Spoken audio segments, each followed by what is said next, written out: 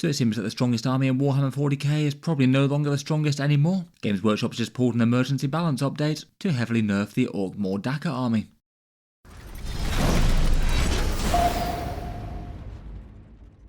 Hello and welcome back to Auspex Tactics, where today we're talking Orks and the recent big update that Games Workshop has just done for them. This was a balance patch that really quite a lot of people were expecting really, after Games Workshop's main balance updates that they tend to do roughly quarterly. They often tend to follow them up with a sort of mini, more low-key FAQ document and things a few weeks later, and when they release those they often have more small balance updates to try and correct some things that they've got a bit wrong or overtuned or something. People were expecting that they might do something to the Orks More Dakka, which had been rather stomping tournaments, and they made it a very, very hard army to beat in any form if it was played by a good player with an optimal list. They'd done a similar tweak for the Necron Star Shatter arsenal, so it seemed likely that something similar will be coming for the Orks. This change was announced in a short and sweet article on their Warhammer community site, which does make a nice change to them just updating the documents and not telling anyone about it. It looks like people spotted it in the app early, where changes often go live a little bit earlier there compared with their digital downloads. It looks like today that's the only change that they've made. It hasn't come alongside any sort of other cleanup FAQs as it sometimes does, and there's no changes to other top armies. It felt like the one that might receive attention could potentially be Inari, seeing as they've also been doing unusually well and are probably the other really scary detachment in the game in 40k right now. But it does appear that it's literally just a change for the Orks this time around, and that's the only document that's been updated in their Warhammer 40k download section.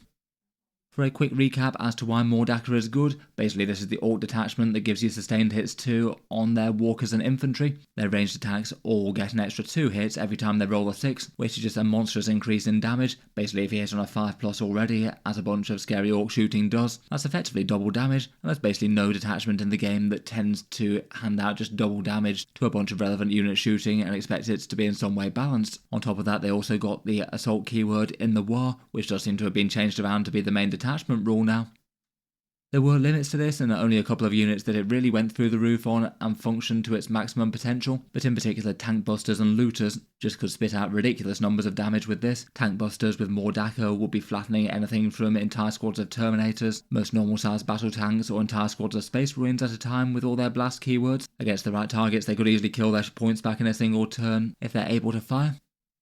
If anything, on paper, looters seemed even worse. If they could aim at things on objectives, then they could just be re-rolling everything that wasn't a 6 and getting an obscene amount of strength 8 damage 2 hits on their target, plus a bunch of custom Mega Blaster shots. Their numbers against virtually all things are fairly similar to the tank busters. The edge would be taken off with cover a bit, but there was also 2 stratagems that you could use to take that benefit away.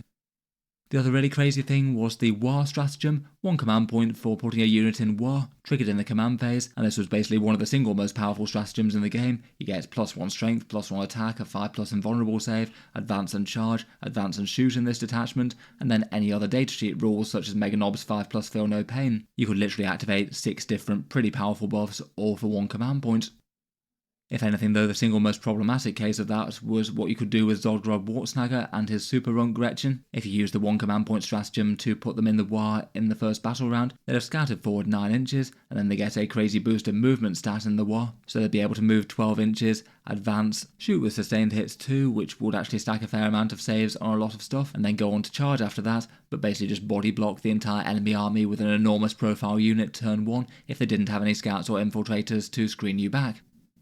There's a few other good support stratagems and enhancements, but they felt like the main strength of the detachment, and as a result tournament victories had just been piling up for the More Dakka Orks with their bad moon slant. People have certainly been theory crafting that it would be the strongest army in the game, and that seems to be absolutely backed up by the tournament stats. Detachment win rates are around about 62 or 63 or so, Orks having the single highest win rate in the game as a result at like 57-ish, though perhaps the most impressive stat was their high event placings. In just the first 3 weeks since the detachment went live, no less than 21 players had either won a tournament or gone for a 5-0 undefeated run, and that's over double their next challenger, which were Eldari with 9, despite having even more players than the Orks did. Perhaps particularly notable in that were 2 200-player tournaments where Orks took 1st, 2nd and 3rd on the podium, which was just kind of crazy, and implied their detachment was problem level strong. And usually it was even to the point where certain events had banned it until some sort of patch like this appeared, which I think most people were expecting it to. But outright banning detachments isn't something that tournaments tend to do all that often, and just showed that a whole load of people in the mainstream were just thinking that this one was far too much.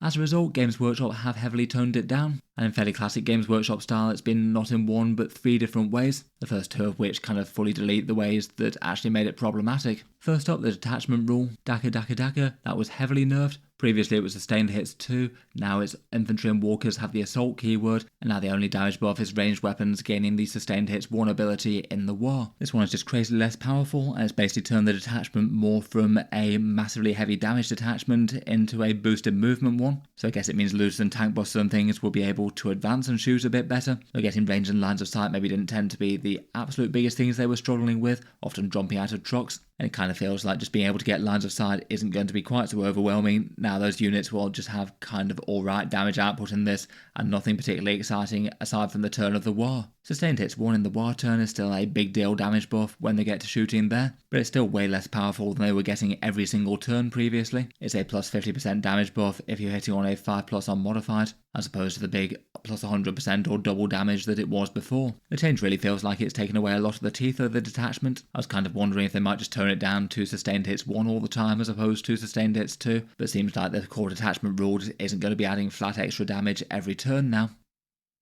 Otherwise, and maybe the other really predictable one that I think most people saw coming, was the war stratagem now becoming 2 command points. To be honest, that's probably what it should have been to start with, just given the sheer amount of buffs that you get for an orc unit going into the war. It's now going to be a choice that now consumes more options than you'd otherwise have, as opposed to an absolutely auto-use every single turn, no questions asked kind of rule. 2 command points could still be immensely valuable for things like a massive unit of orc boys, getting the speed, melee damage, 5+ invulnerable save, and maybe some extra attacks for the boss or something like that. Still seems good on Ghazghkull and Mega Knobs, but I think it's fortunate the way that they've put it 2 command points, meaning that it just won't really work with Zodgrod Wartsnagger if you happen to go first anymore. You'd only have 1 command point at the start of the game, and you'd need 2 to activate this, so Zodgrod can't go super scouting straight out the front before the opponents have the chance to move up and push forward. I guess you'd still be able to use this if the orc player goes second, but then I guess the movement block isn't quite so utterly painful, and it would make use of your turn 1 command points besides any that you farmed up later with Gretchen.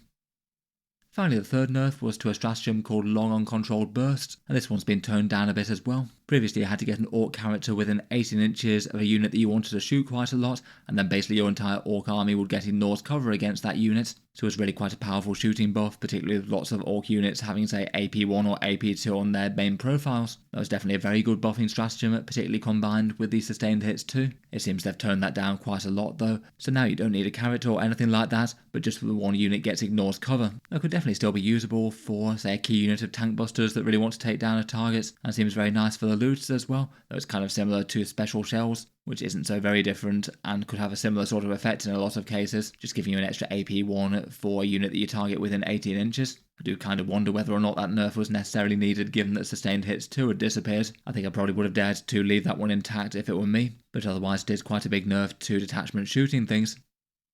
Overall, it's certainly a big nerf to the strongest detachment in Warhammer 40k. For thoughts on it, I do think it was far better to nerf the detachment itself than the units that were strong in it. I feel like sometimes Games Workshop goes down that path, and it usually doesn't really make too much sense to nerf the units based on a detachment's power, as then it just means they're overcosted for the rest of the detachments. It definitely seems sensible to go down that way of doing things though. At first impressions, it feels like it's probably not going to be the strongest orc army anymore. I guess people might be pivoting back to Warhorde or Tactical Brigade if you want to put orcs on the table and do well. For the strength of More Dakka in its current form, it now maybe more feels that the strength of the army comes from that single turn of war. And then still having genuinely quite good stratagems, they can still reroll wounds in melee. Have the war stratagem and a few focal unit shooting buffs, though I feel like command points will be really quite stretched in this one. I'm not necessarily sure that the Ignore's cover nerf to that stratagem really needed to happen. Feels like that was at least a fairly reasonable way of giving some focal Dakka a bit more teeth in the detachment now that the main damage rule has been taken away. I guess we'll see whether or not it remains popular in tournaments after this. For the sake of game balance in 40k though, it definitely seems like a sensible move to address it. It absolutely was overpowered relative to the rest of armies, so by pushing it down somewhere towards the mid tier, 40k becomes more balanced as a whole, and there's a lot more armies in closer contention for the top spots. In terms of other strong armies, I'd still say that Inari feel like they might be the army to beat now.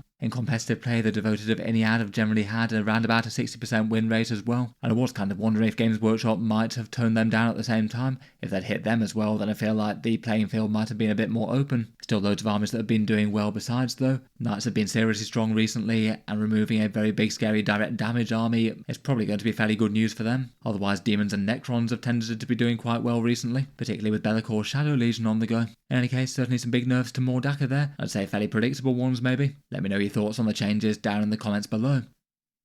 In any case, I'll leave that one there for now. If you'd like to support Auspex Tactics and keep the videos coming, then there's a couple of ways that you can do so, including the discount retailers link below if you were thinking about picking up any 40k models in the near future. Element Games in the UK has 15% off Games Workshop's prices, Gap Games in Australia has 21, Feminist Workshop has 10, Wargame Portal in the USA has 15, and Taschengeld in Germany and the EU has 16. A massive thank you to anyone picking up Warhammer 40k models through them when you do happen to buy something in. They do go to help support the channel and keep these videos happening.